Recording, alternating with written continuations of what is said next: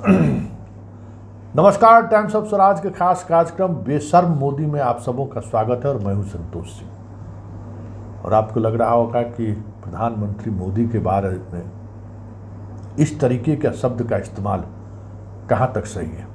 वाकई में प्रधानमंत्री को लेकर यह शब्द शोभा नहीं देती है। लेकिन एक बात है, हिटलर भी चुनी हुई सरकार के ही प्रमुख थे। वो कोई राजा नहीं था, कोई तानाशाह नहीं था कि गद्दी पर कब्जा कर दिया था। पब्लिक उनको वोट देके चुना था। और हिटलर ने क्या किया सबको याद है। इतिहास के पन्नों में दर्ज है कि हिटलर की वजह से इस दुनिया में क्या हुआ है।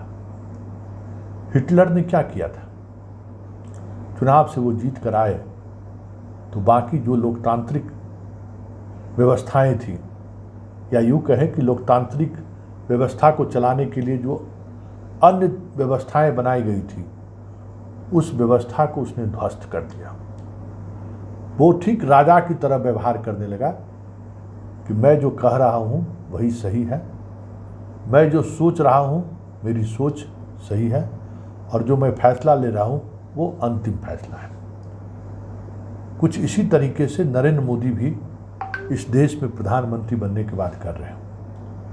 और लगातार इस बात को लेकर चर्चा भी हो रही है कि मोदी जो कॉन्स्टिट्यूशनल बॉडी है उनको लेकर उनका नज़रिया सही नहीं है, या यूँ कहें कि जो भी इस तरीके के कॉन्स्टिट्यूशनल बॉडी है या कॉन्स्टिट्यूशनल इंस्टीट्यूशन है, उनको उनके प्रति उनकी जो मर्यादाएं होनी चाहिए उनके प्रति उनका थोड़ा सा भी लगाव नहीं है। इन्हें ये महसूस ही नहीं होता है कि वो भी एक संविधान का हिस्सा है। जैसे आप चुन कर आते हैं, हमारे पुरखों ने इस संवैधानिक व्यवस्था को बनाए रखने के लिए, इस डेमोक्रेसी को बनाए रखने के लिए फोर्थ पिलर की बात की है। उसमें जुडिशियरी भी है, ब्यूरोक्रेसी भी है, विधायिका भी है, और बाद के दिनों में मीडिया को भी जोड़ा गया। चलिए, मीडिया को लेकर जो चीज़ें चली आ रही है कोई बात नहीं है, गोदी मीडिया हो गया। मीडिया के सहारे आप जो कुछ भी कर रहे हैं सब जायज़ है, करते रहिए, उससे कोई मतलब नहीं। मीडिया ने अपनी साख खुद खोई है। आपने उसे झुकने के लिए कहा, वो आपके सामने रेंग रहा है। देश को तोड़ने के लिए जितनी चीज़ें हो सकती हैं मीडिया वो सारा कुछ कर रहा है। आज भी हरियाणा में जो घटना घटी है उसको लेकर मीडिया इस तरीके से खबरें बना रही है जैसे लग रहा है कि दंगा और कराही देना है, या फिर इस दंगा के पीछे जो मोदी का नैरेटिव है उस नैरेटिव को सेट करा ही देना है। हिंदू मुस्लिम के नाम पर इस देश को जितना बांटना है बांट ही देना है। खैर, वो बात तो हुई मीडिया की। वो मीडिया बाद के दिनों में इन्हें फोर्थ स्टेट कह दिया गया। संवैधानिक तौर पर इनकी कोई हैसियत नहीं है।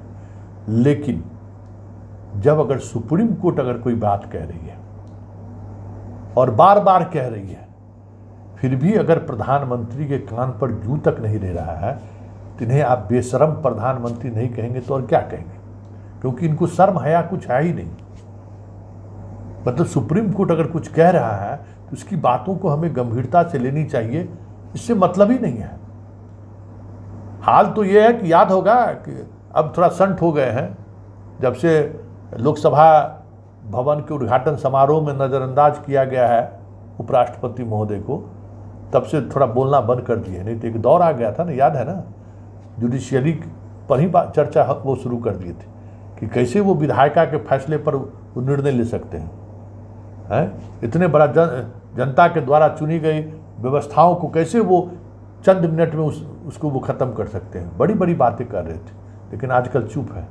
उनको अच्छा सिला मिल गया है।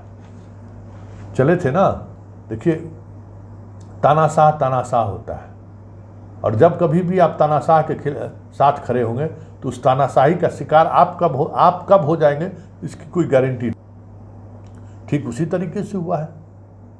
उपराष्ट्रपति महोदय अब जगह पर पड़े हुए हैं, उनको लग गया, उनको बुलाया ही नहीं। बताइए, इससे बड़ा तानाशाही क्या हो सकता है। राज्यसभा और लोकसभा है, लोकसभा के सभापति होते हैं उपराष्ट्रपति, उनको बुलाया ही नहीं जब नया लोकसभा का जब उद्घाटन हो रहा था। यही है, क्यों कि प्रोटोकॉल में उपराष्ट्रपति ऊपर है। तो ये चीज़ तो ये बर्दाश्त नहीं कर सकता है। प्रोटोकॉल में राष्ट्रपति ऊपर है इसलिए राष्ट्रपति को नहीं बुलाया, प्रोटोकॉल में उपराष्ट्रपति ऊपर है तो उसको नहीं बुलाना है। भाई हमारे सामने में किसी को वो स्पेस ना मिले जो स्पेस मुझे मिलना चाहिए, जहाँ जिसके दिमाग में इस तरीके का कीड़ा घूम रहा है उसे बेशर्म भी तो उसके लिए छोटा ही शब्द है। अब आइए वस्तु स्थिति पर आते हैं, क्यों हम इन्हें बेशर्म कह रहे हैं। याद होगा ईडी के डायरेक्टर के मामले में, याद है ना, जिस समय में सुप्रीम कोर्ट में सुनवाई हो रही थी, क्या कहा था सुप्रीम कोर्ट ने कि ये पूरी तौर पर गैर संवैधानिक है, ये पूरी तौर पर गैर कानूनी है, इमीडिएट इसको हटाइए और 31 जुलाई के बाद इसको दफ्तर में देखना हम पसंद नहीं करेंगे, ये दफ्तर में नहीं रह सकता है। इस तरीके की टिप्पणी प्रधानमंत्री के द्वारा लिए गए फैसले पर सुप्रीम कोर्ट करती है। ये अलग बात है कि बाद के दिनों में अंतर्राष्ट्रीय मसले का उदाहरण देकर या अंतर्राष्ट्रीय मसलों को सामने रख कर की टीम आ रही है इसलिए इनका रहना जरूरी है, एक्सटेंशन मिल गया फिर 1 महीने के लिए। लेकिन इस बीच सुप्रीम कोर्ट ने क्या क्या नहीं कहा इनको। उस दौरान भी कहा क्या अधिकारी खत्म है, आपके पास कोई अधिकारी नहीं है, बार बार इनको एक्सटेंशन दे रहे हैं। तो ये स्थिति है और उस विभाग के अधिकारी के लिए इससे बड़ा जलील होने वाली बात क्या है कि उनकी पूरी योग्यता को ही उन्होंने चुनौती दे दी सुप्रीम कोर्ट। भाई कोई अधिकारी नहीं है, कैसे हो सकता है। तो इस सुप्रीम कोर्ट के इस निर्देश या ये जो ऑब्जर्वेशन हुआ, उन्होंने जो ऑब्जर्वेशन दिया, उस ऑब्जर्वेशन के बाद अगर प्रधानमंत्री या पीएमओ फिर कुछ इसी तरीके का काम अगर करे तो उनको आप क्या कहिएगा, बेशर्म नहीं कहिएगा, बेशर्म ही कर सकते हैं। उन्हें तो और कोई शब्द मतलब प्रतिष्ठा के अनुसार ये शब्द होगा बेशर्म, क्योंकि ईडी के सेवा विस्तार पर जो सुप्रीम कोर्ट की तल्ख टिप्पणी रही, उसके बाद वो 1 सप्ताह भी नहीं हुआ कैबिनेट सेक्रेटरी को उन्होंने प्रमोशन, मतलब कैबिनेट सेक्रेटरी को उन्होंने एक्सटेंशन दे दिया और आज गृह सचिव को प्रमोशन एक्सटेंशन दे दिया 1 साल में। चौथा एक्सटेंशन है गृह सचिव का, भल्ला जी का चौथा एक्सटेंशन। आप समझ जाइए कि इनको गृह सचिव नहीं मिल रहा है, इनको कैबिनेट सेक्रेटरी नहीं मिल रहा है, इनको होम सेक्रेटरी नहीं मिल रहा है। कैबिनेट सेक्रेटरी अपने बिहार वाले राजीव गुहा जी हैं, कई जिला के डीएम उएम रहे हुए। आप सोच लीजिए उनके जमाने वाले बहुत सारे लोग होंगे, समझ जाइए ना कि क्या स्थिति उनकी रही है। हाँ, और उनके बारे में इस तरीके से बताइए क्या रखा है इन अधिकारियों में। भाई राजीव गुहा को तो बिहार के लोगों ने देखा है, कोई ऐसी बात तो नहीं रही है उनके कार्यकाल में, फिर इतना मोहब्बत क्यों है भाई।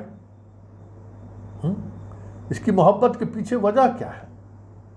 मतलब कोई अधिकारी नहीं है इस देश में, ये बात नहीं है। बात ये है कि सुप्रीम कोर्ट के आदेश के बावजूद भी, जजमेंट के बावजूद भी आप या तो सुप्रीम कोर्ट को चिढ़ा रहे हैं या फिर आपको लगता है कि सुप्रीम कोर्ट वैसे ही बोलता है, बोलने दीजिए, सुप्रीम कोर्ट के बोलने का कोई मतलब नहीं है, आप यही सोचते होंगे। या फिर सुप्रीम कोर्ट से हम सुप्रीम हैं, हमें पब्लिक चुन कर भेजी है, हम जो करेंगे वो करेंगे, सुप्रीम कोर्ट को जो बोलना है बोलते रहे, फिर भी हम वही करेंगे। इसको आप क्या कहेंगे, बेशर्मी नहीं कहेंगे तो क्या कहेंगे। और यही सिचुएशन या यही मनोवृत्ति जो है तानाशाह की तरफ देश को ले जाता है। ये मनोवृत्ति है कि हम किसी की बात नहीं सुनेंगे, कोई किसी का हम आदेश का अनुपालन नहीं करेंगे। ये जो मनोवृत्ति है, यही मनोवृत्ति तानाशाह की तरफ ले जा रहा है। और बार बार जो कहा जा रहा है कि देश तानाशाह की तरफ बढ़ रहा है या तानाशाह के हाथों में देश है, इसकी वजह यही है। और आज कैबिनेट सेक्रेटरी और होम सेक्रेटरी के सेवा विस्तार से ये बातें साबित हो गई कि इन्हें हाई कोर्ट और सुप्रीम कोर्ट से कोई मतलब नहीं है। मतलब कोर्ट कुछ भी जजमेंट दे दे, मैं वही करूँगा, फिर रिवीजन किया जाएगा, कोर्ट अपना टिप्पणी देते रहे। हमको शर्म होगा तब हम मानेंगे नहीं यार, टिप्पणी इसी तरीके से देता है, अपने मन से काम करते चलो।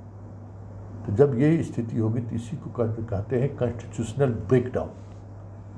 तो देश अब कॉन्स्टिट्यूशनल ब्रेकडाउन की तरफ बढ़ रहा है और मोदी जी उसके नायक होंगे आने वाले दिनों में। जब कभी इसकी चर्चा होगी तो जैसे इंदिरा गांधी को लेकर आपातकाल की चर्चा होती है ना, उसी तरीके की चर्चा होगी कि मोदी इस देश के एक प्रधानमंत्री हुए थे, जिन्होंने कॉन्स्टिट्यूशनल ब्रेक डाउन कर दिया इस देश को। इस देश के डेमोक्रेटिक सिस्टम पर उन्होंने हमला बोला है। इस देश के डेमोक्रेसी को सवाल के घेरे में उन्होंने ला दिया है। क्यों? वो कहते हैं कि हम चुनी हुई प्रतिनिधि हैं। अब देखिए, ये टकराव नहीं है, ये व्यवस्थाओं के किला ढहने का संकेत है, क्योंकि हमारे पुरखों ने जो 4th पिलर की स्थापना की थी इस डेमोक्रेसी के लिए, वो पिलर अब गिरने की स्थिति में आ गई है।